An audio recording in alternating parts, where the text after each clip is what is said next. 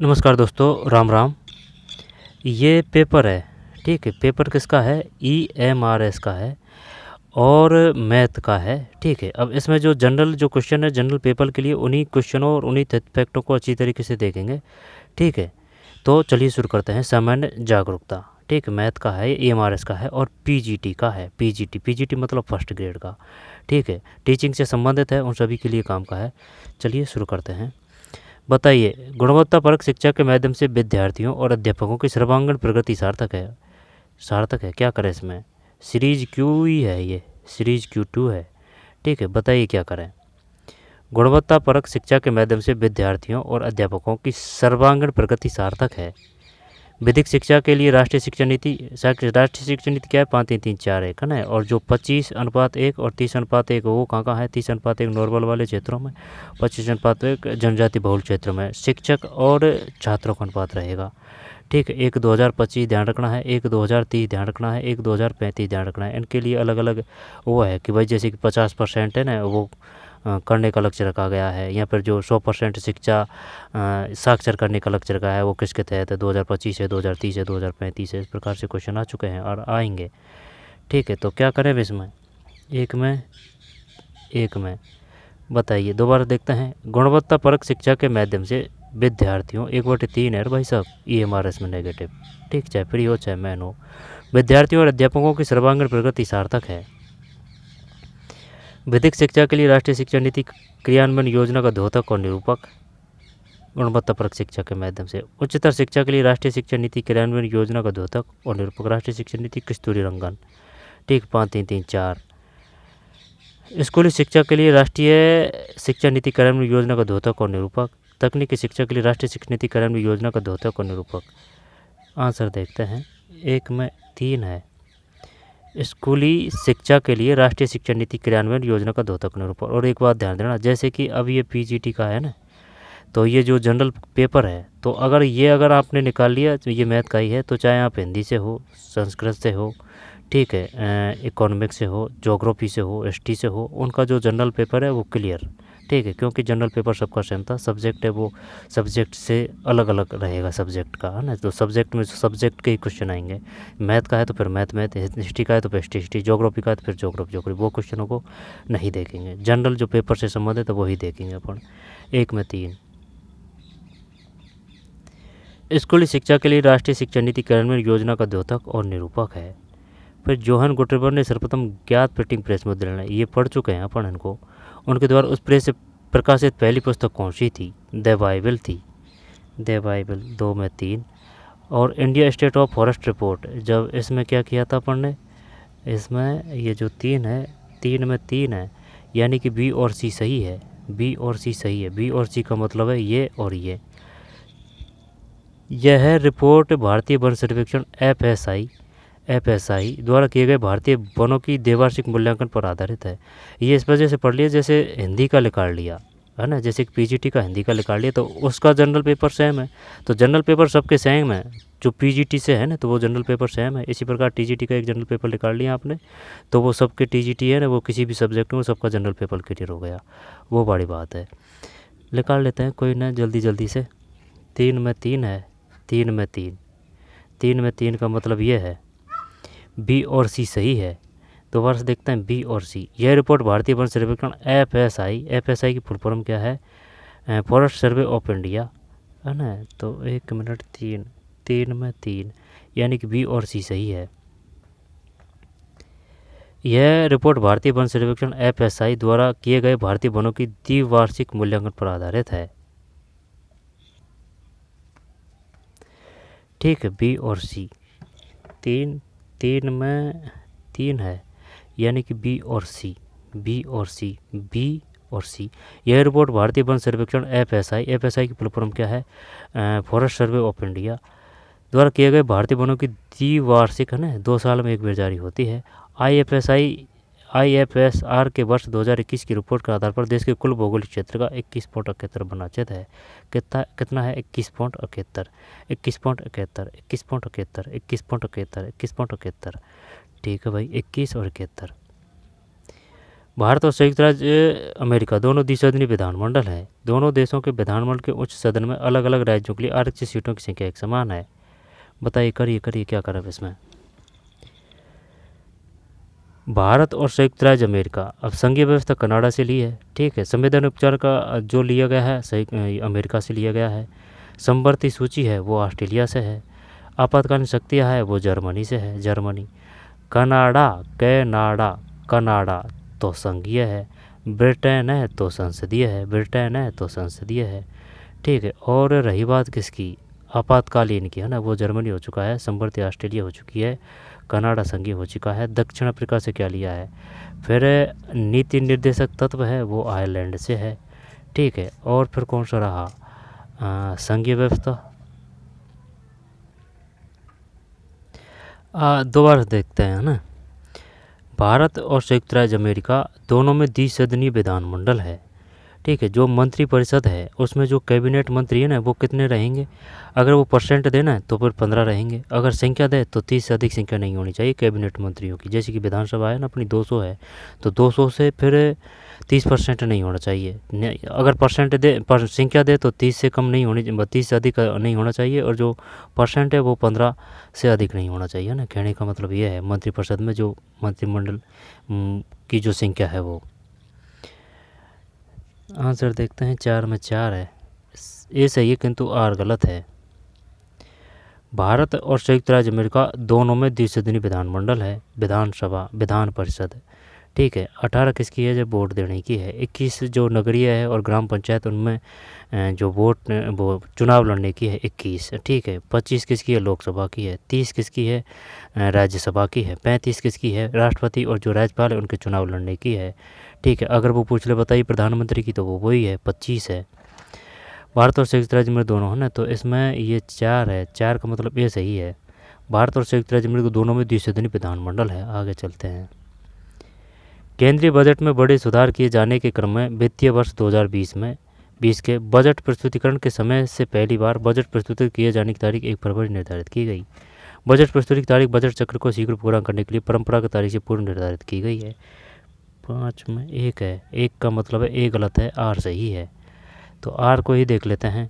Budget प्रस्तुति की तारीख बजट चक्र को शीघ्र पूरा करने के लिए परंपरागत तारीख से पूर्व निर्धारित की गई। बजट प्रस्तुति की तारीख बजट चक्र को शीघ्र पूरा करने के लिए परंपरागत तारीख से पूर्व निर्धारित की गई है, ठीक है भाई। वर्ष 2023 में आयोजित, ये अब नहीं पूछेगा, ये नहीं पूछेगा। मिल्पा रोका लदांग है ना, ये स्थानांतरित कृषि का ही नाम है। मिल्पा अलग अलग क्षेत्र में अलग अलग नामों से जानी जाती है। जब वो पूछ सकता है बताइए मिल्पा कहाँ है, रोको कहाँ जाती है ना, रोका, ठीक, रोका। लदांग कहाँ कही जाती है। निम्नलिखित में किसके अलग अलग नाम है, स्थानांतरित कृषि के हैं, है ना। ये सबको ध्यान रखना। वो मिल्पा कहाँ कही जाती है, रोका एनसीईआरटी से है ये। उस प्रक्रम को क्या कहा जाता है जिसके माध्यम से जीवाणु और कवक के एंजाइम अपरद को अधिक सरल और अकार्बनिक पदार्थ में अवक्रमित करते हैं।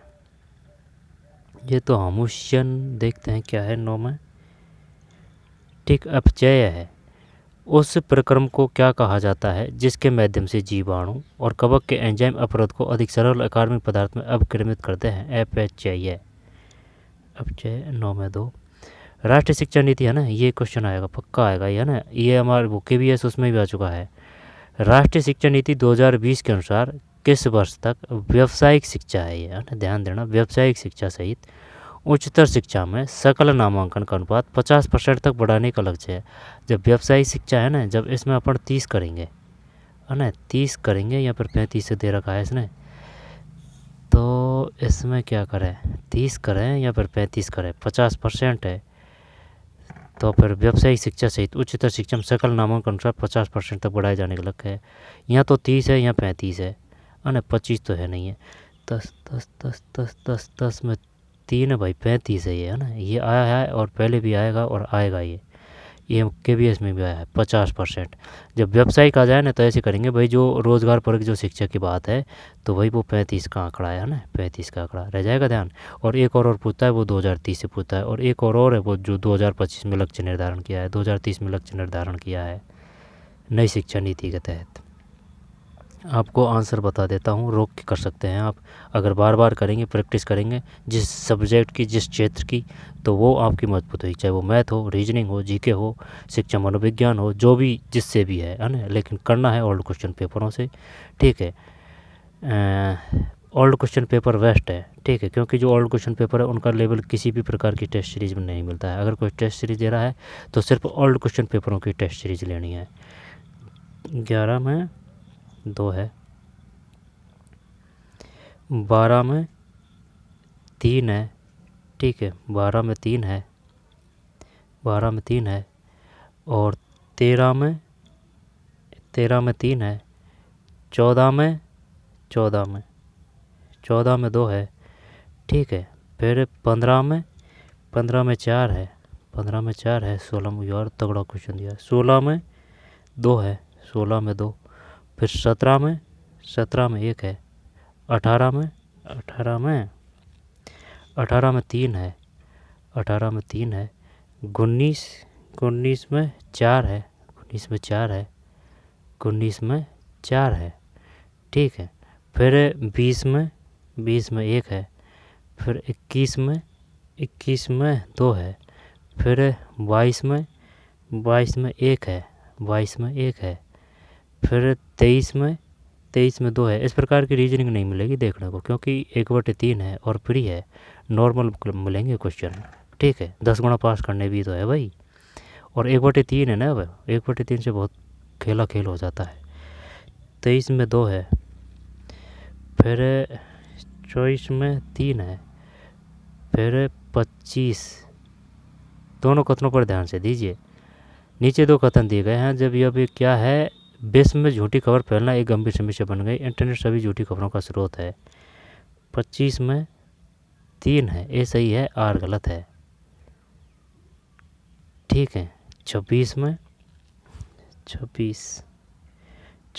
3 है।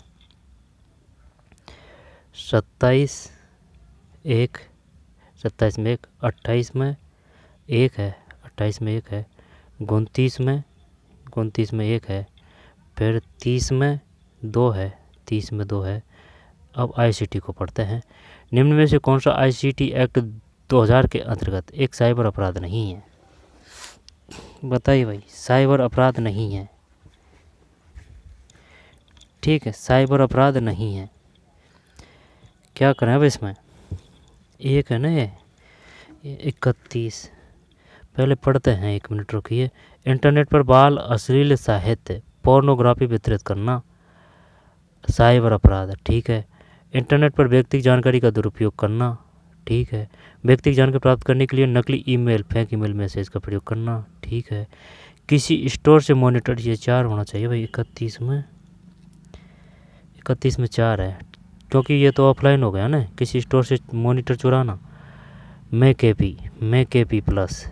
एपी प्लस किसका एक उदाहरण है? जब मैक एपी, ये ब्राउज़र तो नहीं है, open source software, application software, programming language, antivirus करें क्या? तो मैक एपी है ना, कि भाई ये ऐसे कर रखा है पढ़ने, आया था ये KBS मैं केपी, यानी कि मैं काफ़ी हूँ, तो ये मतलब है जो एंटीवायरस है वो है कि भाई मैं ही काफ़ी हूँ, तो ये ब्राउज़र है, यानी कि ये ब्राउज़र नहीं, ये एंटीवायरस है। 32 में 4 है ना, 32 में 4 है। और ऐसी भी बात नहीं है, इन क्वेश्चनों को पहले देख चुके हैं और KBS में भी ये आ चुका है ये क्वेश्चन। अधिकांश MS विंडोज़ एप्लीकेशन में कुछ सेलेक्टेड टेक्स्ट को कॉपी करने के लिए निम्नलिखित विकल्पों में सर्वाधिक लोकप्रिय शॉर्टकट की संयोजन कौन सा है? 33 में 4 है, CTRL+C। अधिकांश MS विंडोज़ एप्लीकेशन में कुछ सेलेक्टेड टेक्स्ट को कॉपी करने के लिए निम्नलिखित विकल्पों में से सर्वाधिक लोकप्रिय शॉर्टकट संयोजन कौन सा है ना। जब ये जो CTRL, इसका तो मतलब है ये हमेशा शॉर्टकट की में आएगी। P का मतलब पेस्ट है, C का मतलब कॉपी है, और जैसे कि वो नाम के हिसाब से चल जाएगा है ना। और 70 यहाँ पर 80% जो क्वेश्चन है इस प्रकार से, जैसे P पेस्ट है, C कॉपी, इससे हो जाता है। C का मतलब कट भी होता है। 33 में 4 है। अधिकांश MS विंडोज़ एप्लीकेशन को सिलेक्टेड टेक्स्ट को कॉपी करने के लिए निम्न विकल्पों में सर्वाधिक लोकप्रिय शॉर्टकट की संयोजन कौन सा है? कॉपी, है ना, सी। बेनिफिट्स ऑफ रिन्यूएबल एनर्जीज विषय पर एक एनिमेटेड मल्टीमीडिया प्रेजेंटेशन डिजाइन करने के लिए आप निम्न कौन से सॉफ्टवेयर को सर्वाधिक प्राथमिकता देंगे? 34 में 3 माइक्रोसॉफ्ट पावर पॉइंट है, माइक्रोसॉफ्ट पावर पॉइंट। माइक्रोसॉफ्ट के स्वामित्व वाली क्लाउड स्टोरेज सर्विस निम्न में कौन सी है? जब गूगल ड्राइव, 35 में वन ड्राइव है भाई, इसमें वन ड्राइव माइक्रोसॉफ्ट की बात है ना। होने को तो ये सब क्लाउड है, ठीक। क्लाउड का मतलब जैसे कि उसमें अपन जो कोई चीज़ अपलोड कर देते हैं और बाई चांस अगर उसको मिटा देते हैं तो फिर वो दोबारा प्राप्त की जा सकती है। कहने का मतलब यह है माइक्रोसॉफ्ट के स्वामित्व वाली क्लाउड स्टोरेज सर्विस निम्न में से कौन सी है? जब ये माइक्रोसॉफ्ट के हिसाब से पूछ रहा है कौन सी है? 35 में एक है वन ड्राइव। अब है ना क्वेश्चन यहाँ से ये भी देगा वो कि बताइए निम्नलिखित में वो कौन सी है, क्लाउड स्टोरेज कौन सी है। इस प्रकार से क्वेश्चन आ चुका है क्लाउड स्टोरेज, है ना। तो क्लाउड स्टोरेज का मतलब ये फ्लॉपी ड्राइव है, एक गूगल ड्राइव है और एक आई क्लाउड है ना। जब वो पूछेगा कि ये बताइए जो आई क्लाउड है वो किसका रूप है, ठीक। तो आई क्लाउड वैसे नाम से ही पता चल रहा है, cloud storage, Google drive, floppy drive, ठीक, वन ड्राइव नहीं है। आगे चलते हैं। माइक्रोसॉफ्ट के स्वामित्व वाली क्लाउड स्टोरेज सर्विस निम्न में कौन सी है? 35 में एक है, ठीक, वन ड्राइव है, वन ड्राइव। फ्लॉपी ड्राइव भी है, गूगल ड्राइव भी है, आई क्लाउड भी है, सभी है ये क्लाउड स्टोरेज की, लेकिन माइक्रोसॉफ्ट की सिर्फ वन है। आगे चलते हैं। पावर बैकअप उपकरण यूपीएस का अर्थ है। जब यूपीएस का मतलब हो जाएगा 36 में 2 है, 2 का मतलब है यूपीएस और एक है यूएसबी। यूएसबी की फुल फॉर्म क्या है? मैन की फुल फॉर्म क्या है? ठीक, मैन, MAN, मैन की फुल फॉर्म क्या है? और जो VAN है वैन, वैन की फुल फॉर्म क्या है? ठीक है, मैन, वैन और एक है पैन, पैन की फुल फॉर्म क्या है? एक है लैन, LAN की फुल फॉर्म क्या है? लोकल एरिया नेटवर्क, ठीक है। और वैन की मतलब वाइड एरिया नेटवर्क है, wide area network, wide area network, ठीक। पैन का मतलब क्या है? तो फिर पैन का मतलब बताइए, पैन का मतलब क्या है? एक रैम है, रैम को बोलते हैं रैंडम एक्सेस मेमोरी, रोम को बोलते हैं रीड ओनली मेमोरी। तो ये 36 है, तो UPS 2। Uninterruptible power supply, uninterruptible power supply, uninterruptible power supply, uninterruptible power supply, 36 में 2 है। निम्न में से कौन सा हमारे सिस्टम में वायरस के आने का एक स्रोत नहीं है? ऑफलाइन जो होगा ना वो नहीं है, ईमेल अटैचमेंट से वायरस आ सकता है, प्रिंट आउट ऑफलाइन है, पेन ड्राइव में आ सकता है, हार्ड डिस्क में आ सकता है, ठीक है। 37 में 3 है। निम्न में से कौन ऑपरेटिंग सिस्टम का एक उदाहरण है? एज वर्ड, विंडोज, विंग ऑपरेटिंग सिस्टम का एक उदाहरण है, ऑपरेटिंग सिस्टम का। जब अपन इसमें क्या विंडोज कर दें, आंसर देखते हैं भाई। 38 में 3 विंडोज है। निम्नलिखित में से कौन सा ऑपरेटिंग सिस्टम का एक उदाहरण है? विंडोज, विंडोज है। तो ना ये क्वेश्चन आ चुका है, एज क्या है, विंग क्या है ना। जब ये बिंग है ना ब्राउज़र है, जैसे कि बिंग आ गया, ठीक है, तब ऐसे नहीं है कि ये भारी भरकम कोई और तगड़ा सिस्टम है ना। बिंग का मतलब बे मतलब ये ब्राउज़र है, ठीक है, बिंग ब्राउज़र है। एज भी ब्राउज़र है, बड़ का पता नहीं है ना। तो विंडोज ऑपरेटिंग सिस्टम।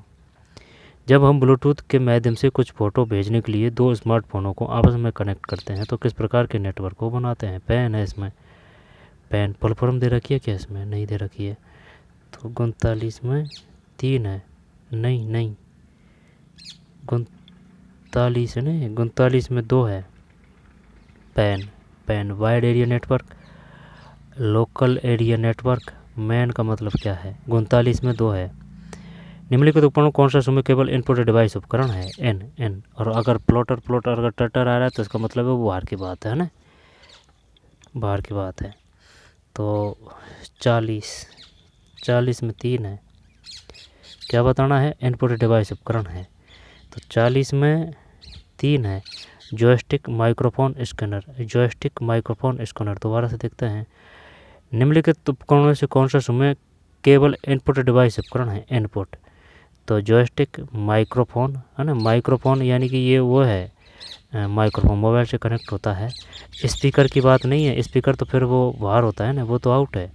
और जैसे कि प्रिंटर है, प्लॉटर है ना, टर्टर आएगा भाई, मेंढक है वो बाहर रहता है, ठीक है।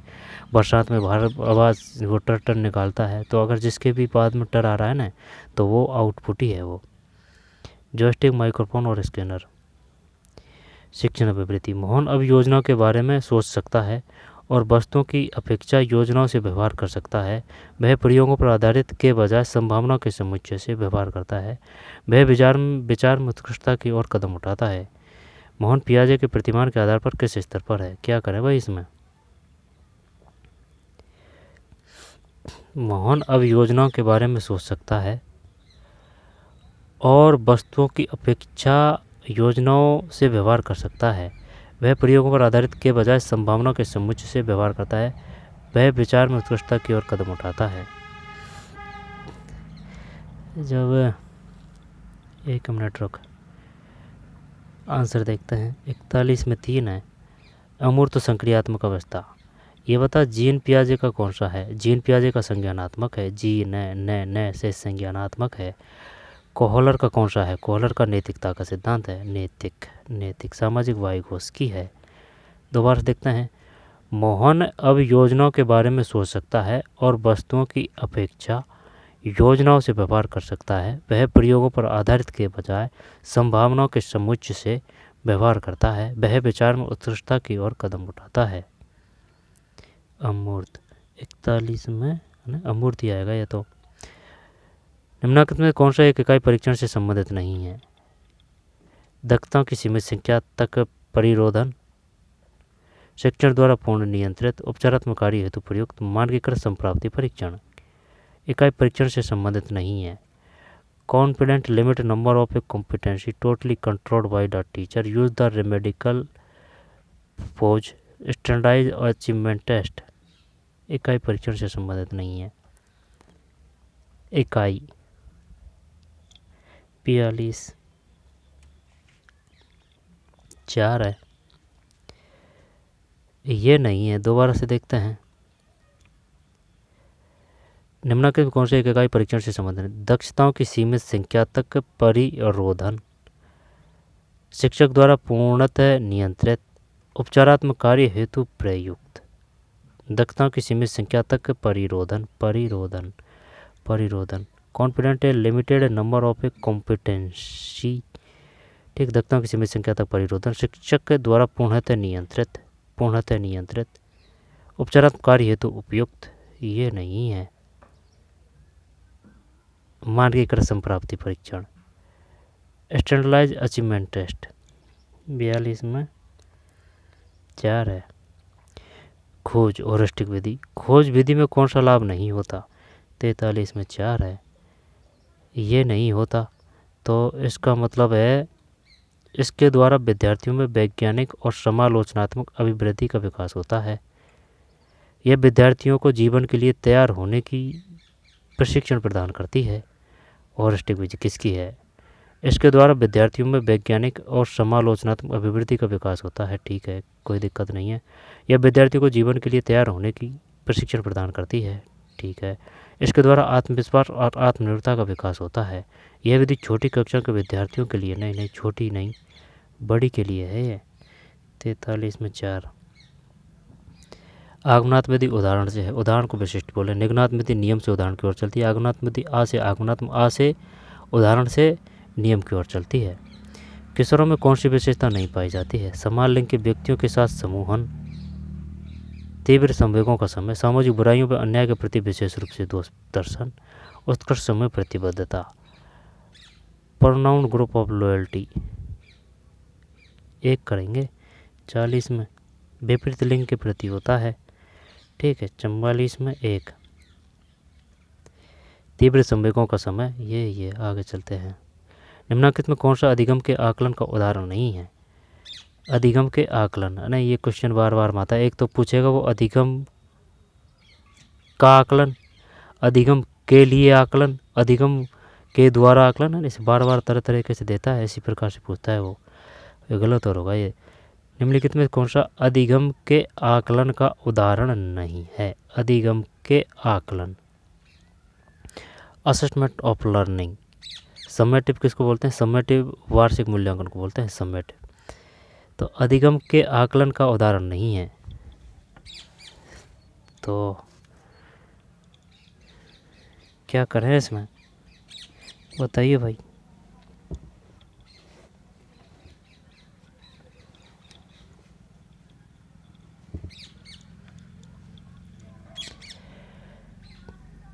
छात्रवृत्ति परीक्षण, संचयी अभिलेख, गृह कार्य का आकलन, अधिगम के आकलन, अधिगम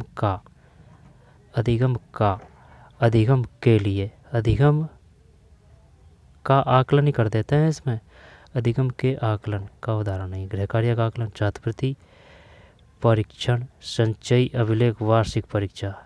ये कुछ समझ में नहीं आ रही बात। 45 में 2, 45 में 1 है भाई, 45 में 1। कौन सा अधिगम के आकलन का उदाहरण नहीं है? असेसमेंट ऑफ लर्निंग, ठीक है, 45 में 1 है। अधिगम के आकलन, अधिगम का आकलन, अधिगम के लिए आकलन, ठीक, अधिगम मतलब लर्निंग, तो ये है। जबकि छात्रवृत्ति परीक्षण, संचयी अभिलेख, वार्षिक परीक्षा। अधिगम प्रक्रिया में सूचना संप्रेषण प्रौद्योगिकी के समन्वय के ASSURE प्रतिमान के अवयव हैं। 46 में 4 है। अधिगमकर्ताओं का विश्लेषण, उद्देश्यों का निरूपण, माध्यम और सामग्री का चयन और मूल्यांकन। अब भाई 50 क्वेश्चन आएंगे इस प्रकार के EMRS में।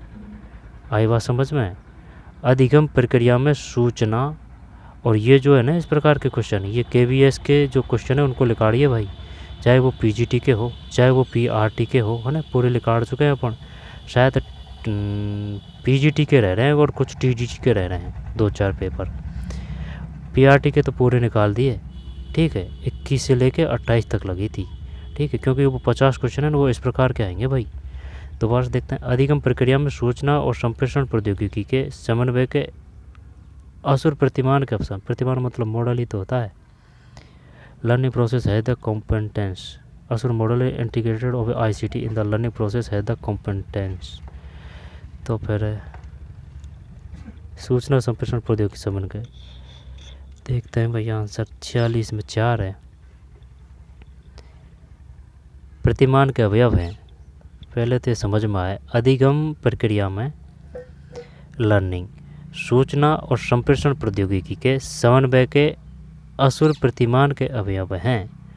अधिगमकर्ताओं का विश्लेषण, ये बता विश्लेषण बड़ी होती है फिर संश्लेषण बड़ी होती है। संश्लेषण है ना, संश्लेषण से आएगा, ये बड़ी होती है, विश्लेषण होती है। तो यहाँ पर क्रम पूछे तो विश्लेषण छोटी होती है, फिर बाद में आती है संश्लेषण, संश्लेषण बड़ी होती है। ऐसे कर सकते हैं भाई। शिव जी का से है वो बड़ा होता है।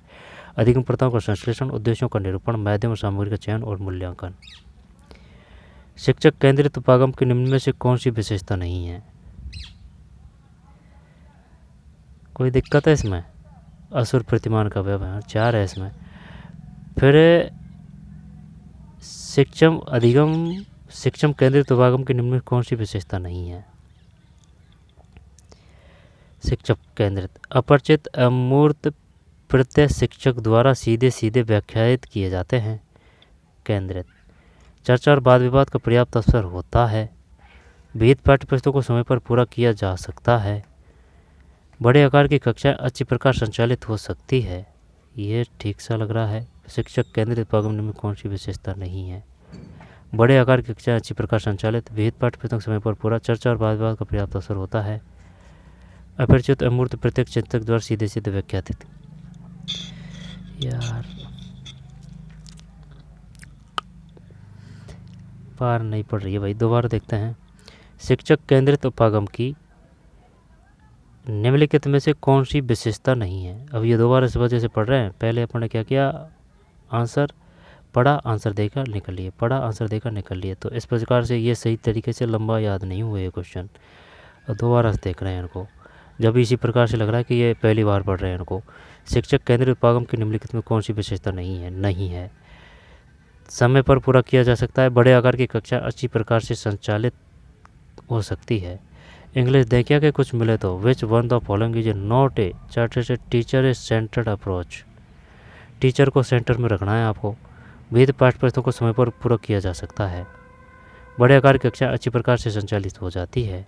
चर्चा वाद विवाद का पर्याप्त अवसर होता है। अपरिचित अमूर्त प्रत्यय शिक्षक द्वारा सीधे सीधे व्याख्यात किए जाते हैं। नहीं पढ़ी बार 47 में 2 है भाई। इसने बंदे ने क्या किया है, इस बंदे ने बढ़िया किया है भाई। An of scope of discussion and a debate is available. गलत गया भाई अपना तो, 47 में 2 है। चर्चा और वाद विवाद का पर्याप्त समय होता है। विशेषता नहीं है तो इसको हटा देते हैं। अपरिचित अमूर्त प्रत्यय शिक्षक द्वारा सीधे सीधे व्याख्यात किए जाते हैं। विविध पाठ्य पुस्तकों को समय पर पूरा किया जा सकता है। बड़े आकार की कक्षा अच्छी प्रकार से संचालित हो सकती है। ये सही, ये सही। मुख्यतः प्रभावी शिक्षण किसका प्रकार्य है? मुख्यतः प्रभावी शिक्षण किसका प्रकार्य है? शिक्षक का पांडित्य, शिक्षक के प्रति सकारात्मक अभिरुचि, शिक्षक की शिक्षण के प्रति प्रभावी शिक्षण, विद्यार्थियों के अधिगम करा पाने की योग्यता, प्रभावी शिक्षण। तो फिर यही बेस्ट है। शिक्षण का पांडित्य से कोई वो नहीं है। अगर वो पंडित है यानी कि वो विद्वान है, लेकिन वो संप्रेषण अच्छी तरीके से नहीं करा पा रहा है तो फिर कोई मतलब नहीं है ना। शिक्षक की शिक्षण के प्रति सकारात्मक अभिरुचि, तो सकारात्मक की सकारात्मक से क्या होगा? विद्यार्थियों में अधिगम करा पाने की योग्यता होनी चाहिए। 3 करते हैं। इसने तो 2 किया है इसमें। 48 में तो 3 ही है भाई। ठीक, विद्यार्थियों का अधिगम करा पाने की योग्यता। विद्यार्थियों द्वारा ज्ञान की संरचना कराने में शिक्षक की कौन सी भूमिका नहीं होनी चाहिए? विद्यार्थियों द्वारा ज्ञान की संरक्षण कराने में शिक्षक की कौन सी भूमिका नहीं होनी चाहिए? यार, विद्यार्थियों द्वारा ज्ञान की संरचना which should not be role of a teacher in the construction of a knowledge by student. विद्यार्थियों द्वारा ज्ञान की संरक्षण कराने में शिक्षक की कौन सी भूमिका नहीं होनी चाहिए? है नहीं होनी चाहिए ज्ञान की संरचना कराने में। कक्ष में सहयोगी व सहभागितापूर्ण अधिगम को संबल प्रदान करना। शिक्षक की कौन सी भूमिका नहीं होनी चाहिए ना? ये है शिक्षक की भूमिका। वास्तविक विश्व की समस्याओं के समाधान हेतु वास्तविक उपागमों पर केंद्रीकरण, स्व विश्लेषण से स्वावलोकन को हतोत्साहित। ये हतोत्साहित तो बिल्कुल भी नहीं आएगा किसी भी स्थिति परिस्थिति में। कक्षा प्रति विद्यार्थी के पुनर्वनों के प्रति संवेदनशीलता 3 होना चाहिए भाई इसमें तो 49 3 है। ठीक है, ये हटा दिया। कक्षा में सहयोग में सहभागितापूर्ण अधिगम को संबल प्रदान करना। वास्तविक शिक्षक की समस्याओं के समाधान हेतु वास्तविक उपागमों पर केंद्रीकरण। कक्षा के प्रत्येक विद्यार्थियों के पूर्वानुमान के प्रति संवेदनशीलता। यदि विद्यार्थी अपनी पढ़ाई में रुचि नहीं ले रहे हैं तो शिक्षक को उन्हें समझना चाहिए कि पढ़ाई में ध्यान देने से अच्छे परिणाम प्राप्त होंगे। उन्हें समझाना चाहिए। प्राचार्य उनके माता पिता से शिकायत करें और उनकी मध्यस्थता की मांग करें। नहीं, शिकायत नहीं। उनकी पढ़ाई में रुचि नहीं लेने कारणों पता करें। लगातार यही करेंगे। 50 में 3 सही है। गणित है तो फिर अब गणित है ना, ये पूरी गणित है। ये पूरी गणित है ना। आपको आंसर बता देता हूँ मैं झट से फट। 5 में ना 51, 1 मिनट 51 में क्या है? 51 में 4 है। ठीक, 51 में 4 है। फिर ये जो 52 है, 52 में 3 है। 53 में 1 है और जो 54 है उसमें 4 है। 55 है उसमें जेड है। जेड मतलब बोनस है शायद ये। 56 में 2 है। 57 में 1 है। 58 में 1 है। फिर 59 में 3 है। फिर 60 में 1 है। फिर 61 में 4 है। 62 में 4 है और जो 63 इसको पढ़ते हैं। NEP 2020 की सिफारिशों के अनुसार प्रत्येक अध्यापक को प्रोफेशनल एक्टिविटीज़ के विकास के लिए जितने घंटे इनमें भाग लेना होगा वो 50 घंटे है ना। उसमें कोई दिक्कत नहीं है। 50 घंटे है। 50 घंटे 50 घंटे 50 घंटे। 63 में एक है। NEP 2020 ने यह सुझाया कि गणित और कंप्यूटेशनल सोच को स्कूल के पाठ्यक्रम में निम्न स्टेज से अधिक महत्व दिया जाए।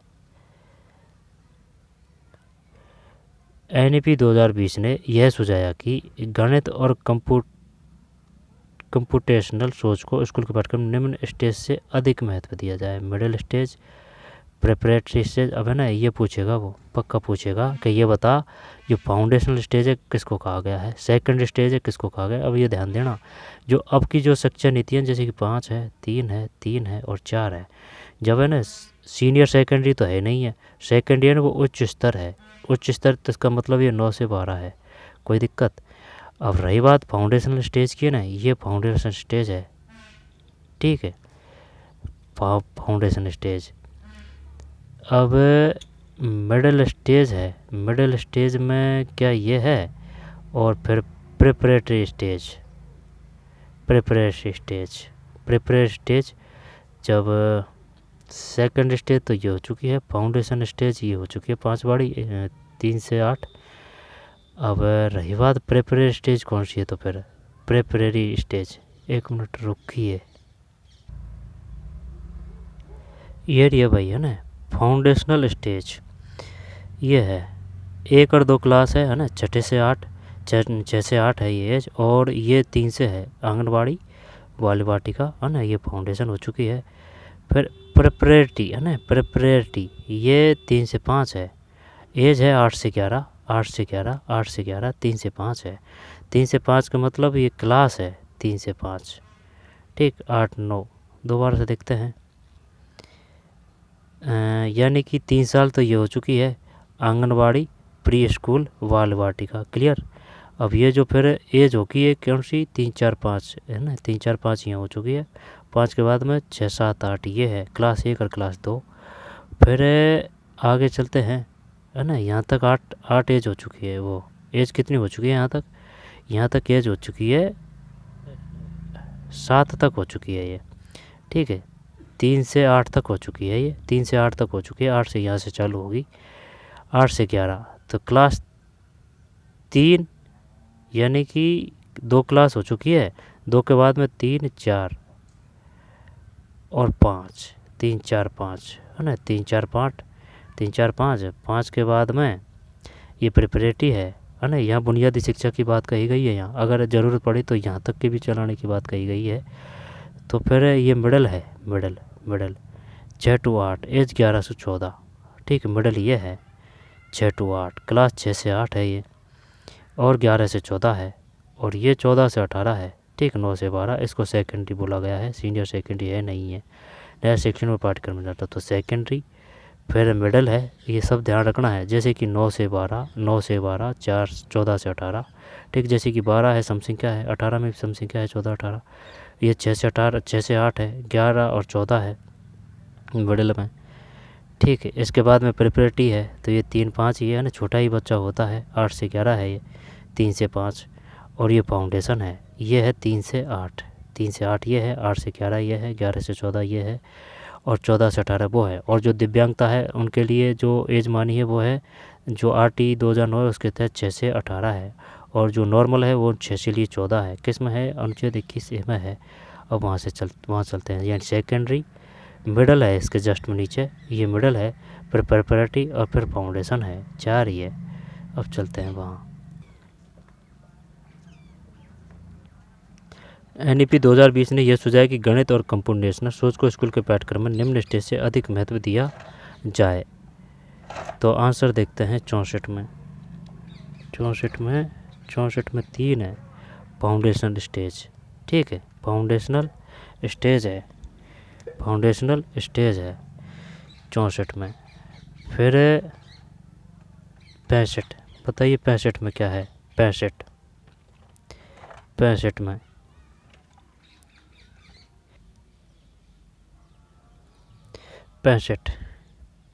में पहले क्वेश्चन पढ़ते हैं। समुच्चय की संपूर्णता का परिचय देने के लिए निम्न में से कौन सी अत्यंत उपयुक्त योजना है। समुच्चय का मतलब क्या होता है, a appropriative pedagogics strategy for introducing introducing the concept of set. समुच्चय की संकल्पना का परिचय देने के लिए इनमें से कौन सी? संकल्पना ये कॉन्सेप्ट तो नहीं है, ये एप्रोरेटिव तो अत्यधिक उपयुक्त योजना है। 65 में 3 यानी कि अध्यापक उदाहरण जैसे कि चार्ट पर वस्तुओं के संग्रह और कुछ मूर्त पदार्थों को, मूर्त का मतलब क्या होता है, जैसे कि हो रहा है ना, ये कुछ दिख रहा है आपको, वो मूर्त है। मूर्त पदार्थों को उपलब्ध कराकर विद्यार्थियों को संग्रह में निश्चित वस्तु है या नहीं पहचानने के लिए कहता है। दोबारा देखते हैं। अध्यापक उदाहरण जैसे कि चार्ट पर वस्तुओं के संग्रह और कुछ मूर्त पदार्थों को उपलब्ध करा कर विद्यार्थियों को संग्रह में निश्चित वस्तु है या नहीं पहचानने के लिए कहता है। ये है भाई। फिर ये आ चुका है ना सारणी 1 और सारणी 2। जब फाउंडेशन स्टेज ये हो जाएगा एज है, तो इसका मतलब है फाउंडेशन स्टेज 3 से कक्षा 3 से 5 फाउंडेशन स्टेज। नहीं ये 3 से 5 क्यों, 2 तक है ये, ठीक है। वो है ना 3 से 8 और जो 1 और 2 क्लास भी है, बाल वाटिका प्री वाटिका ना, वो ये प्रिपरेटरी स्टेज है, ये 3 से 5 है। मिडल यानी ऊपर से नीचे की बात कर रहा है ना ये, तो ये 6 से 8 है। सेकंड ये है, सीनियर है नहीं है, तो 66 4 है, यानी कि RQPS R और ये Q, फिर ये P और ये S है। फाउंडेशन स्टेज तो ये कक्षा 2 है। प्रिपरेटरी स्टेज ये 3 से 5 है। मिडिल स्टेज कक्षा 6 से 8 है। सेकेंडरी स्टेज ये 9 से 12 है। सेकेंडरी स्टेज, ठीक है भाई। आगे चलते हैं। NEP 2020 ने स्कूल के पाठ्यक्रम में भारत की भाषाओं पर आमोद प्रमोद प्रोजेक्ट को शामिल करने का सुझाव दिया। यह प्रोजेक्ट जिस स्टेज पर शामिल किया जाएगा वह है। आमोद प्रमोद प्रोजेक्ट को शामिल करने का सुझाव दिया। यह प्रोजेक्ट है ना भारत की भाषाओं, तो ये तो बुनियादी होना चाहिए भाई, फाउंडेशन स्टेज होना चाहिए, ठीक है। मातृभाषा में 67 में नहीं मिडल है भाई, इसमें 67 में 2 मिडल है। दोबारा देखते हैं। NEP 2020 ने स्कूल के पाठ्यक्रम में भारत की भाषाओं पर आमोद प्रमोद प्रोजेक्ट को शामिल करने का सुझाव दिया। आमोद प्रमोद प्रोजेक्ट को शामिल करने का सुझाव दिया। यह प्रोजेक्ट जिस स्टेज पर शामिल किया जाएगा वह है मिडिल स्टेज का मतलब है 6 से 8 67 में 2। फिर गणित में समस्या समाधान कार्य निम्न में से कौन सा सर्वाधिक उपयुक्त है? 68 में 1 है। विविध अपरिचित स्थितियों के कार्यों के लिए बच्चे के ज्ञान और कौशल की कुशलता का मूल्यांकन करना चाहिए। विविध अपरिचित स्थितियों में कार्यों के लिए बच्चे के ज्ञान और कौशल की कुशलता का मूल्यांकन करना चाहिए। फिर NEP 2020 ने एक राष्ट्रीय असेसमेंट सेंटर बनाने का सुझाव दिया। निम्न में से कौन सा राष्ट्रीय असेसमेंट सेंटर है?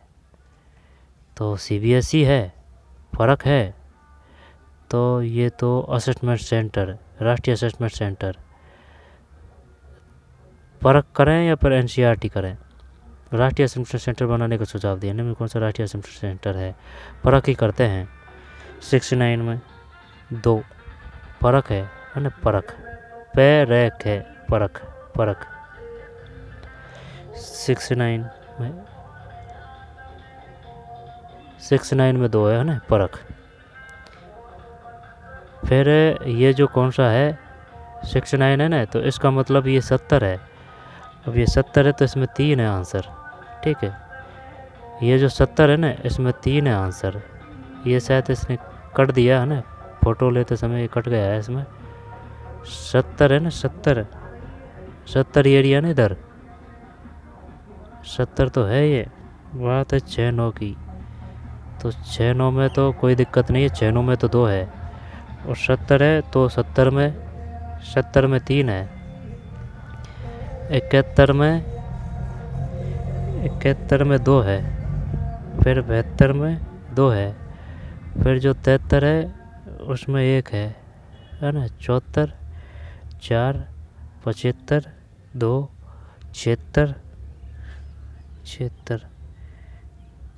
4 है, ठीक। 76 4 फिर 77 1 78 3 फिर 79 1 फिर 79 1 है 80 3 फिर 81 1 82 4 मिलते नहीं है ना ये, जब आप क्या ही दिक्कत है बता देते हैं आंसर। 83 में 3 फिर 84 3 85 3 86 3 86 में 3 86 में 3 87 1 88 1 89 4 90 में 1 है 90 में 1 है 91 1